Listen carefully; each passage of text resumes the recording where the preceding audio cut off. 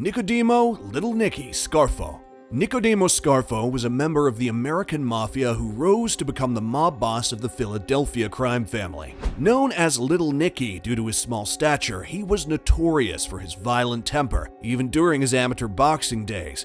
Today, we're going to discuss the early life of Little Nicky and how he rose to power. How Nicky Scarfo's blood-soaked reign of terror brought down the Philadelphia Mafia. Keep watching until the end because his criminal years are similar to a mafia film. Starting with his early days, Scarfo was born on March 8, 1929 in Brooklyn, New York, to Italian immigrants from Naples and Calabria, Philip and Catherine Scarfo. Scarfo and his family moved to South Philadelphia when he was 12 years old, where he worked as a day laborer before graduating from Benjamin Franklin High School in 1947. He became an amateur boxer, fighting in small clubs throughout Philadelphia and earning a reputation in the ring for his aggressive persona. Scarfo joined his uncle Nicky Buck, a Philly mob soldier, in illegal activities in Philadelphia after failing to become a boxing success. While being apprenticed by Buck, he also worked as a bartender at a club owned by his uncle alongside his two other uncles. Scarfo was proposed for membership in the Philadelphia crime family in 1954. He was inducted as a full-fledged soldier alongside two of his uncles at a ceremony held in New Jersey by then-boss Joseph Ida. Scarfo was reportedly arrogant and stubborn, having refused to marry consigliere Joe Runetta's daughter, leaving him embarrassed and disrespected and briefly causing family strife. Talking about his criminal life, Scarfo pleaded guilty to manslaughter in 1963 after fatally stabbing a longshoreman. He served about 6 months in prison. After his release, Angelo Bruno assigned him to oversee operations in Atlantic City, New Jersey. Scarfo was imprisoned for nearly 2 years from 1971 to 1973 for refusing to testify before the New Jersey State Commission of Investigation. He was imprisoned alongside Genovese crime family members Gerardo Catena and Luis Mana, with whom he developed a close relationship. Scarfo prioritized gambling as his primary source of income after Atlantic City legalized gambling in 1976. Atlantic City was considered a backwater at the time he was sent there. Scarfo, on the other hand, rose to prominence as a gambling mecca. Scarfo's cement contracting company, Scarf Inc., which he co-owned with his nephew, received business as developers built new casinos in Atlantic City. Scarfo would intimidate businesses into purchasing from his company. Scarfo and associate Nicholas "Nick the Blade" Virgilio shot and killed Judge Edwin Halfont in exchange for $12,500. for refusing to cooperate with them and helping Virgilio receive a lighter sentence while facing murder charges. Scarfo served as the getaway driver. Meanwhile, Virgilio opened fire on the judge as he dined with his wife in a restaurant. He made it a public execution and used him as an example to anyone who didn't give him what he wanted. Scarfo's nephew, Phil Leonetti, shot and killed criminal associate and contractor Vincent Falcone on Scarfo's orders in 1979, after Falcone made negative remarks about the company and Scarfo. Power struggle. Before Nicky Scarfo could become the head of the Philadelphia crime family, there had to be a power vacuum. It began on the evening of March 21, 1980. Angelo Bruno, the boss of the Philadelphia crime family, was shot through the passenger window of his car as he sat outside his South Philadelphia home by an unknown assailant. Bruno's murder was a violation that the commission neither sanctioned nor even considered. Scarfo lived in the small apartment building at 26 South Georgia Avenue in Ducktown's Italian neighborhood, scraping by with a bookmaking business. Scarfo's mother and sister both lived in the same building.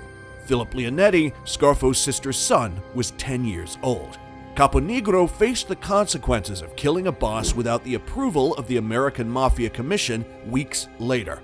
He was discovered shot dozens of times in a car trunk, with $300 in bills jammed in his mouth and anus as a symbol of his own greed. Phil Testa took over as the new boss of the Philadelphia crime family, appointing Scarfo as his consigliere.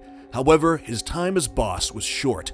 Testa was killed by a nail bomb under his porch in 1981 on the orders of his underboss and drug trafficker Peter Casella and capo Frank Narducci Sr., which resulted in Narducci being gunned down and Casella being expelled from the mob and fleeing to Florida. The murder of Testa sparked a war within the family. Scarfo took the throne, raising Salvatore Merlino to underboss and Frank Monti to consigliere. Scarfo would go on to lead the family for a decade on a bloody rampage fueled by paranoia and aggression. Scarfo was imprisoned in a Texas penitentiary for gun possession between August 1982 and January 1984. During this time, aging capo Harry Ricobene began to form another faction opposed to Scarfo. The war would cost him his younger brother's life. His brother Mario would become a government informant, and Ricobene himself would be sentenced to life in prison for first-degree murder. Downfall of Scarfo. Nicky Scarfo was a vicious tyrant who ordered the murder of loyal and dependable soldiers and insisted on their bodies being left on the streets for maximum effect. But the murder of Salvatore Salvi Testa was to be his undoing. Testa, the son of Phil Chicken Man Testa, was an incredibly efficient and loyal captain at the age of 24. Scarfo gained a reputation for disloyalty as a result of Salvatore Testa's murder, and several criminal organizations across the United States began to distrust him. Scarfo was paranoid because he expected Testa to make a move against him. So, on September 14, 1984, Nicky Scarfo used Testa's best friend to lure him into an ambush. Police discovered his body bound with rope and wrapped in a blanket on the side of a road in Gloucester Township, New Jersey. He'd died from 2 gunshot wounds to the back of his head. Leonetti was disgusted by Scarfo's actions. Nobody was safe after the murder of Testa, and Leonetti grew tired of his uncle's oppressive presence. They shared a building and spent almost every waking hour together. Leonetti drove Scarfo everywhere, using narrow alleyways behind their building to enter vehicles away from FBI surveillance.